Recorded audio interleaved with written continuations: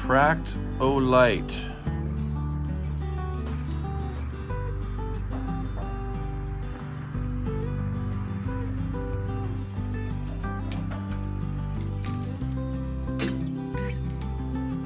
all rusted around the ring. These haven't been off in a long time.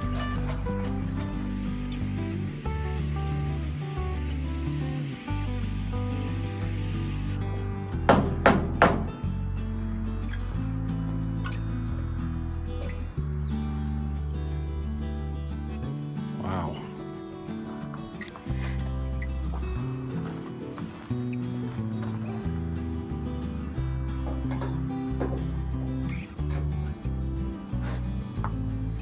Let's go see if it's any good.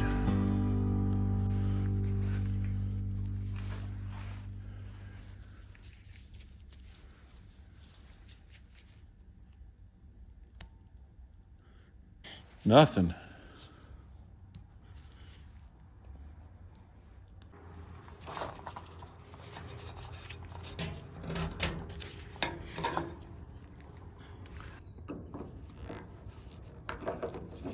This looks like the factory ground on this.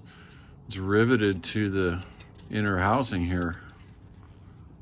There isn't much to the wiring, so I'm not going to talk a whole lot about that, but here's the basics of it. So I'll tap into the yellow wire from the ignition switch. It will run to one of the posts on the headlight switch. And then I'll use a blue wire from the other post on the headlight switch up towards the front of the tractor, where it will split. One wire will go to the left headlight and one wire will go to the right headlight. So my end goal will be to have a headlight switch mounted on the dash and of course have the headlights work.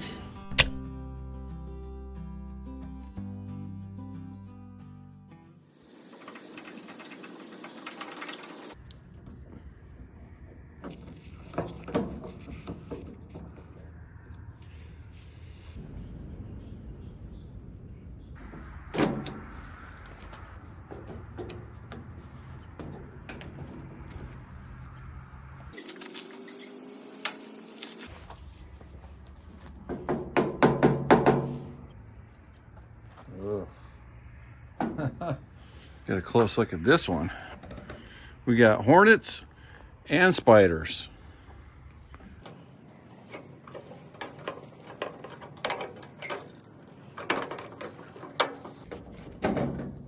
Right there, that shiny spot, I just cleaned that off. There was actually lettering on there that I could read, and it said 6 to 8 volts. So we know this isn't going to work for us, but I'm going to still test it anyway, just for curious. Looks like this is also the factory ground. You can see it's riveted, but the rivets need to be replaced. I think they're all 4 loose on this side.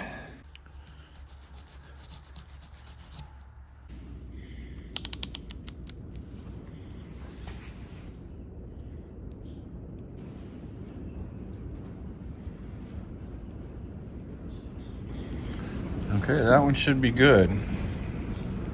I don't know if these are the same size as the 2N or not. Let me go check that. Okay, this is, looks like about 5 5/8.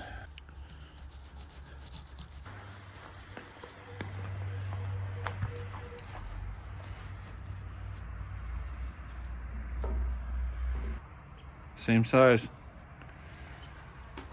So this is the good one.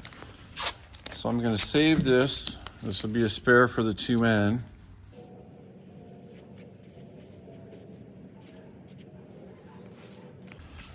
Okay, this will be the real test. I'm going to connect this to what I know is a good 6-volt battery and see if the light comes on. Oh yeah.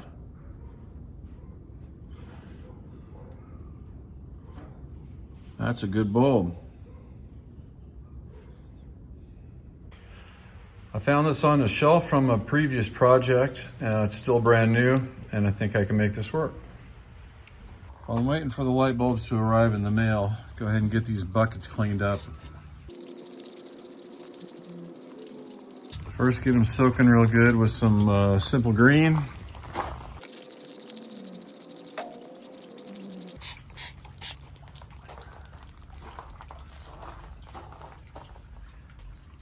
Next, I'll apply this Rust-Oleum rust dissolver. I've used this many times in the past, sort of like a squirt gel. Well, that Rust-Oleum gel just isn't quite cutting it, so we need to kick this up a notch here. You can see that bolt down in there. So that nut holds the entire headlight assembly on. So I'm just gonna remove those nuts, pull the headlights off, and get the whole thing soaking in Evapor-Rust. So both headlight assemblies have been removed. Underneath the lock washer on each side were these little shims, and you can see how they fit right there. My guess is that it just gives the nut and bolt something more secure to fasten down onto versus just the thin sheet metal. So before they go into the Evapor-Rust, I'll just show you the anatomy of the assembly real quick. This is an 11/16 nut and just a spacer, lock washer. This mounting post, you can see it's got square shoulders and it's made to fit right on that slot. This one's sort of frozen there from time, but we can fix that, I think. And then this piece, which is slotted so it's, you know, you're able to move it. And that's held on by these rivet deals. This one's quite loose, so I think what I'll do is drill a couple of these out and replace them and get this all nice and tight again. Then I'll put a new wire on there. And here's the mounting bolts themselves. You can see they have a hole down the center, and that's where the positive wire runs through. This is more than just surface rust on the inside. And that petroleum jelly would have taken a long time to get that off. So I think it's best just to soak the whole thing in Evapor-Rust, get 100% of that rust off of there, and then we'll get them cleaned up, maybe spray paint them real quick, and get them reassembled.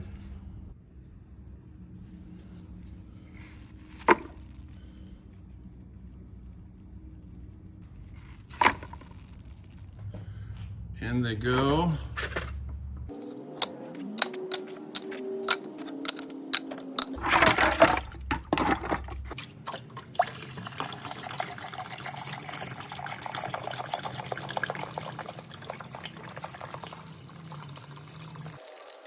So I'm gonna let these cook overnight and we'll see how they turn out. Well, it's been closer to 2 days. Let's see how this stuff turned out. See that darkness there? That's where rust used to be. It removes the rust and it sort of leaves a kind of a gunmetal finish to it almost.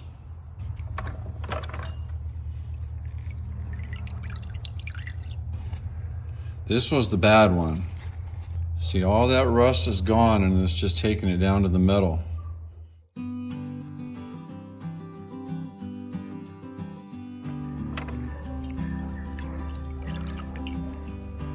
Yeah, doesn't that look nice?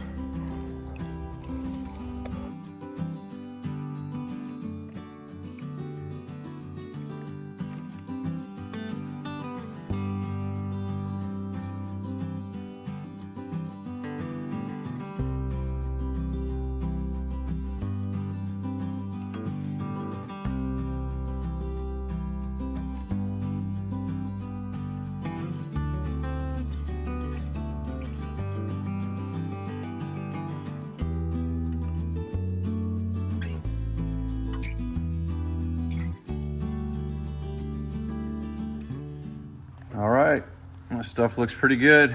What I'll do is I'll let everything dry overnight and then spray paint the stuff a little bit. I do need to fix this plate. This is one that was loose, and I'll put a new ground wire on there. Probably put a new ground wire on that one as well, just because this one's pretty hard, brittle. All right, it's the next day. Everything's nice and dry. So I'm gonna dress this plate before I do any painting. See how loose it is in there?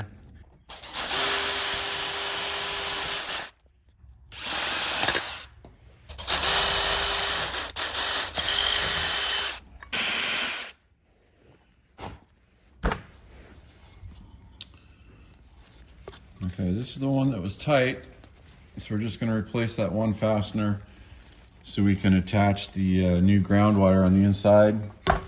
This is the one that was loose, and it was actually quite difficult to remove that rivet because when I tried to drill it, the rivet would just spin with the drill bit. So that took a while to get that out. And as a result of that difficulty, I am not going to remove these other three. I'm going to put a couple tack welds on the inside here and be done with it.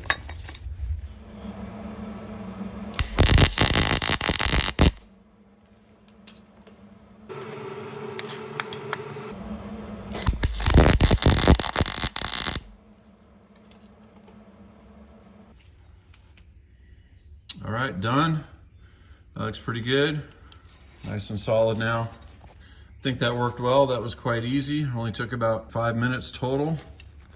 Nice and secure now. All right, I'm gonna start with some primer and then finish with this Ford gray farm.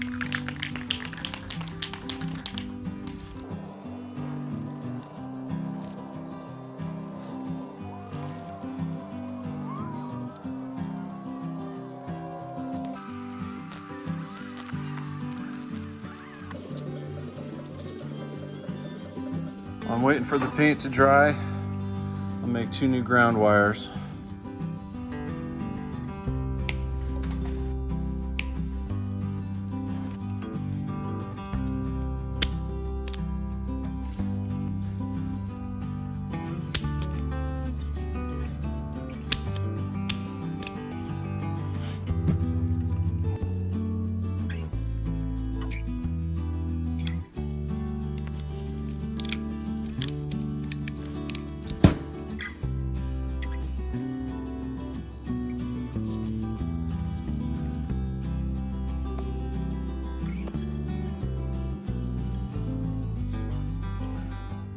I just need to put one more coat on all the parts and they'll be painted and ready to go. This is probably my worst paint job I've done in quite a while. So I always try to share whenever I find a good product, whether it's spray paint or otherwise. I also like to share when I find a product that I don't think is very good. So this is the spray paint I've been using. It's a Ford gray. I got this stuff at Tractor Supply Company, $4 or $5 or something like that for a can. But it is just not very good spray paint. It's hard to work with. It wants to run. It wants to not coat evenly. It takes a long time to dry.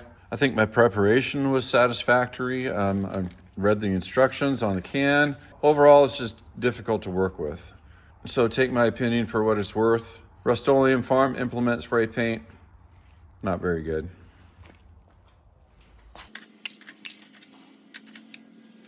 So these have been out of the evaporust for a couple days, and I've still got a few more days yet before the headlight bulbs arrive in the mail. So I'm going to take some of this gel lube that I got from Terrell's online store, and I'm just going to coat these a little bit, get them lubed up for assembly. So I'm going to use some of this gel lube on here and then run these nuts in and out a couple times, make sure everything's nice and loose.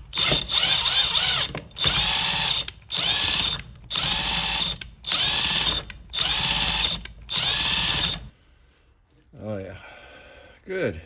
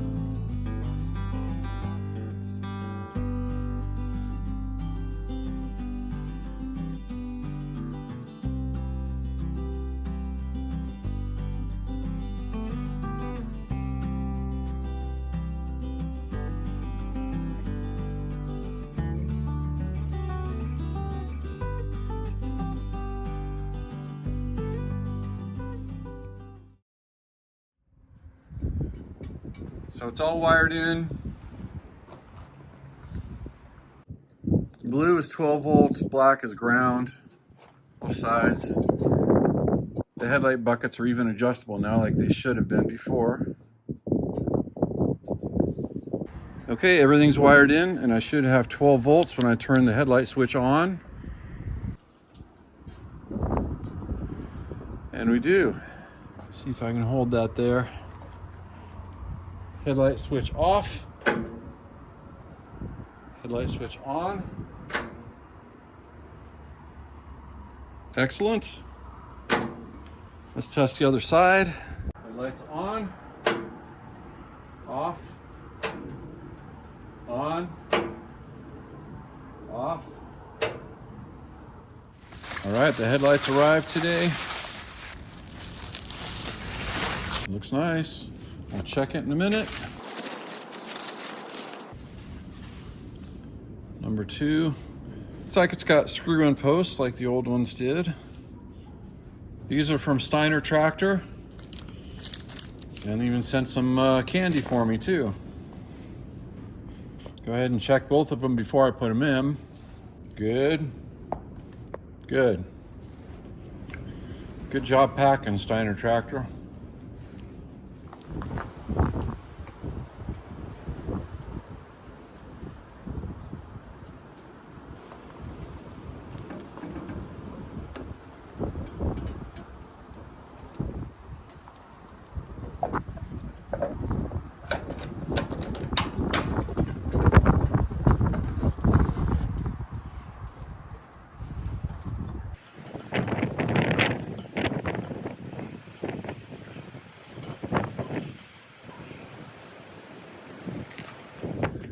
All right, headlights are installed. I think they look good.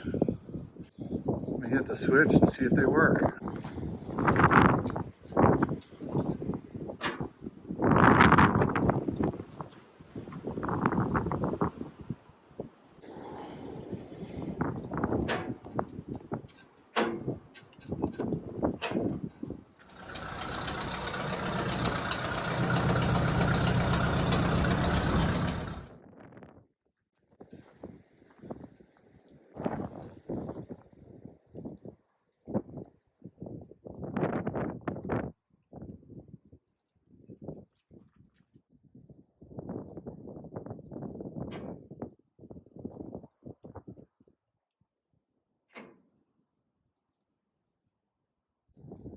So this was a relatively small project, but sometimes the small projects are just as satisfying as the big ones. Thanks everybody for watching. We'll see you next time.